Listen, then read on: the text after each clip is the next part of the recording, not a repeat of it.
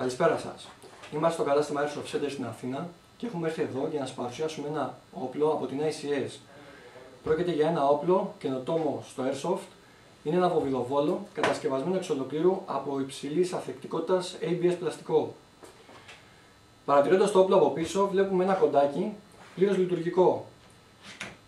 Το συγκεκριμένο κοντάκι μπορεί να πάρει θέσεις ανάλογα με την επιλογή που θέλει να κάνει ο χρήστης και από δύο κουμπιά τα οποία τα πιέζουμε μπορεί να πάρει κάποια γωνία ανάλογα με τη βολή που θέλουμε να κάνουμε.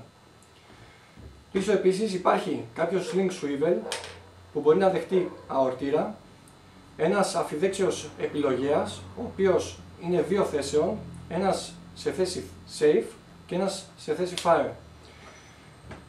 Μπροστά έχουμε κάποιο rail το οποίο παίρνει απάνω του είτε κάποια καλύματα, είτε κάποια laser, είτε κάποια hand grips, καθώς και άλλον έναν sling swivel για να τοποθετηθεί ο αορτήρας αν είναι δύο σημείων. Στο πάνω μέρος του όπλου έχουμε ένα μικρό rail που μπορούμε να βάλουμε κάποια σκοπευτικά τύπου EOTech είτε Red Dots.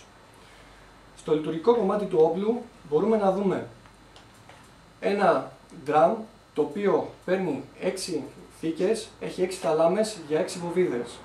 Τραβώντας τον πύρο ασφαλείας και σπάζοντας το όπλο στη μέση μας αποκαλύπτονται οι 6 θαλάμες.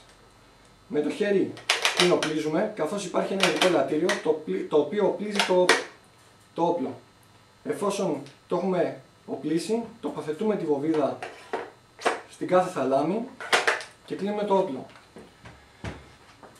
Καθώς έχουμε απασφαλίσει τον επιλογέα και είμαστε σε θέση βολής, παίρνουμε το όπλο και το μόνο που κάνουμε είναι να πατήσουμε τη σκανδάλη. Τότε έχουμε και το αποτέλεσμα. Αυτές είναι κάποιες βασικές λειτουργίες του όπλου. Σας περιμένουμε στο κατάστημά μας ώστε να το δείτε και από κοντά. Σας ευχαριστούμε.